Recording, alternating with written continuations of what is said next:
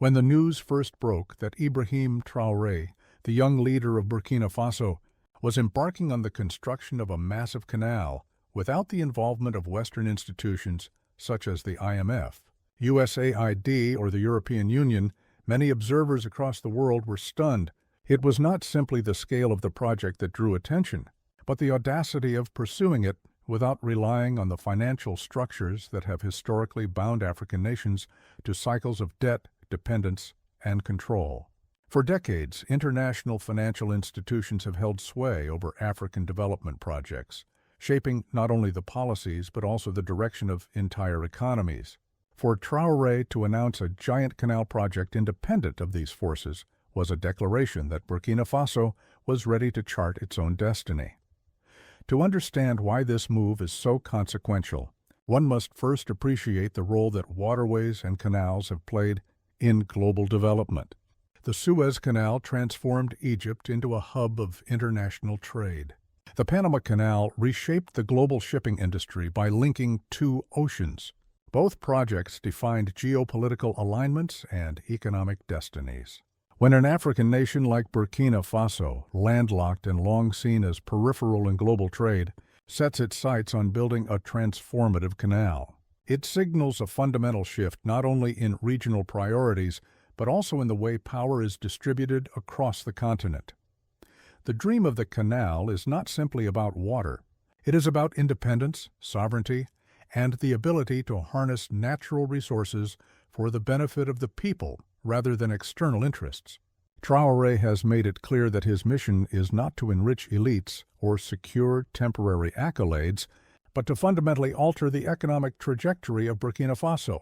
The canal, according to initial reports, will link agricultural heartlands with industrial zones, provide irrigation to vast swaths of arid land, and serve as a backbone for new energy infrastructure. The project is ambitious not just in engineering terms, but in the vision it represents. The reaction from the West was swift and predictable. Analysts in Washington, Brussels, and Paris expressed skepticism about the feasibility of such a massive project without external financing. Reports began to circulate in financial media suggesting that Burkina Faso was taking on an impossible task, that the project would collapse under its own weight, and that Traoré was leading his country into economic peril. Yet, beneath this narrative lies a deeper anxiety. If Burkina Faso can build such an ambitious project without the IMF, USAID, or EU aid, then the very foundation of Western leverage in Africa would be shaken. The canal is not just an infrastructure project. It is a symbol of Africa's ability to act independently. Traoré has emphasized that the canal will be funded through alternative means, relying on a mix of state resources, African partnerships, and direct agreements with nations outside of the traditional Western orbit. There are whispers of collaboration with Asian partners, particularly China, which has a long history of investing in African infrastructure, but also with regional allies who share Traoré's Pan-African vision. The focus, however, is on keeping the project under African ownership, ensuring that revenues, labor, and benefits remain within the continent. Unlike IMF loans, which often come with conditions that reshape entire economies, Traoré insists this canal will be built on Burkina Faso's own terms. In the villages and towns of Burkina Faso, the announcement has sparked a sense of hope that has long been absent in public discourse. For farmers struggling with droughts and unpredictable climate conditions, the promise of a canal that can irrigate vast stretches of land is nothing short of revolutionary. For young workers who have faced limited opportunities, the project represents tens of thousands of new jobs, from construction to logistics to long-term operations. The idea that such a massive undertaking is not tied to foreign debt, but to national pride, has stirred imaginations across the country. Yet the challenges are immense. Building a canal of this magnitude requires advanced engineering, careful environmental planning, and long-term vision.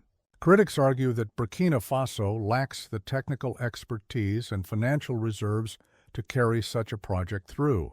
Traoré counters that Africa has always been told what it cannot do, always been limited by external voices insisting that it remain in a subordinate role.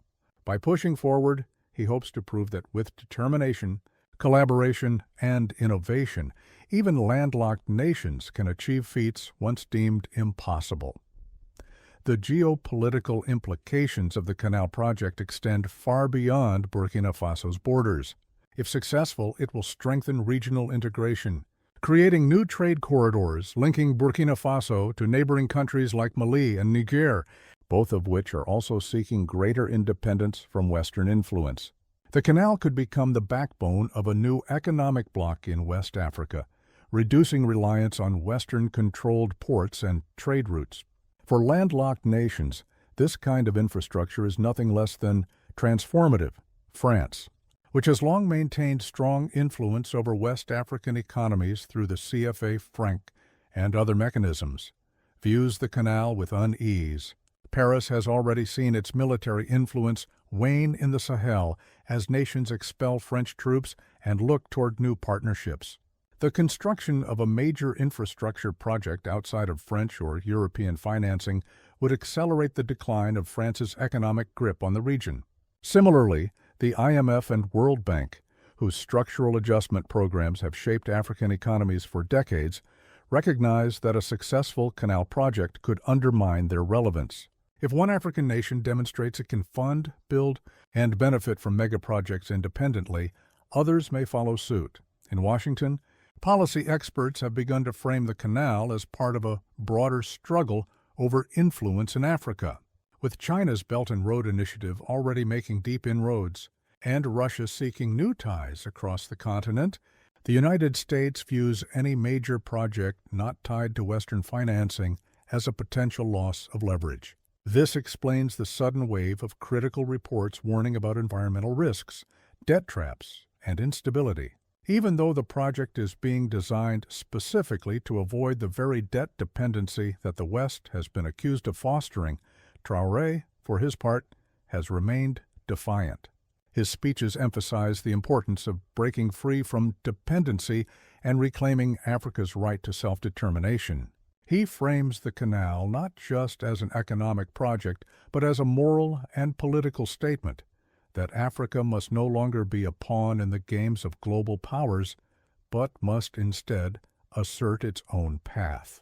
In doing so, he taps into a deep well of Pan-African sentiment that resonates not only in Burkina Faso, but across the continent.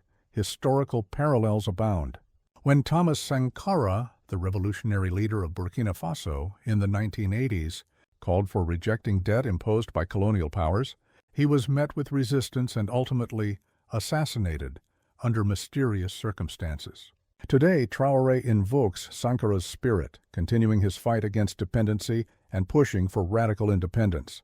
The Canal project, like Sankara's earlier initiatives, represents a challenge to entrenched systems of power. The question many are asking is whether Traoré can succeed where Sankara was cut short. The technical details of the canal remain closely guarded, but leaks suggest it will stretch hundreds of kilometers, cutting across regions where agriculture is essential but often constrained by drought. Its construction will involve advanced tunneling, damming, and irrigation systems, many of which require new expertise that Burkina Faso is rapidly acquiring through partnerships. Renewable energy is also said to be integrated into the project, with solar and hydroelectric systems ensuring sustainability. Unlike projects of the past that focused solely on immediate gains, this one is designed to endure for generations. Local communities are being consulted, with emphasis placed on ensuring that displaced families are resettled fairly and that indigenous traditions are respected. Traoré has repeatedly stated that this will not be a project imposed from above, but one that involves the participation of the people.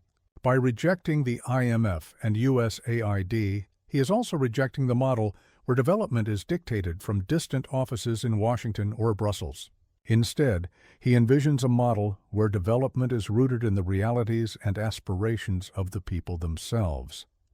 The symbolism of water in African political discourse cannot be overstated. For a continent often portrayed through images of drought and scarcity, the idea of controlling and channeling water represents empowerment. Traoré has described the canal as a river of freedom, a way of redirecting resources not just for agriculture, but for dignity. In doing so, he turns a technical infrastructure project into a metaphor for liberation. As the project advances, the world will be watching closely. Western institutions will continue to raise doubts, while African leaders will be gauging whether Traoré's bold vision can truly be realized. Success would mean more than just a canal. It would mean a shift in the global balance of power, as Africa demonstrates that it can build transformative projects without bowing to traditional gatekeepers. Failure, on the other hand, would be seized upon by critics as proof that independence is unrealistic. The stakes could not be higher. Even so, it is important to recognize that the Canal project has already achieved something remarkable. By daring to dream and by refusing to accept the limitations imposed by the IMF, USAID, or the EU, Traoré has already inspired millions.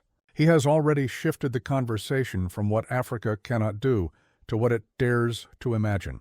In that sense, whether or not the canal is completed on schedule, its impact will be felt for years to come. The boldness of this project reveals the broader trajectory of African politics in the 21st century. The age of dependency is coming to an end. Leaders like Traoré are not content to manage poverty within structures imposed by others. They are determined to rewrite the rules entirely. The canal, with all its risks and challenges, is a manifestation of that determination. It is a gamble, but one that reflects the hunger for dignity, freedom, and sovereignty that has defined Africa's struggle for centuries. The story of this canal will continue to unfold. For now, it stands as a beacon of what is possible when courage meets vision, and when a leader chooses to believe in his people more than in the dictates of distant institutions. Whether the world is ready or not, Africa is rising, and this canal is one of its boldest declarations yet.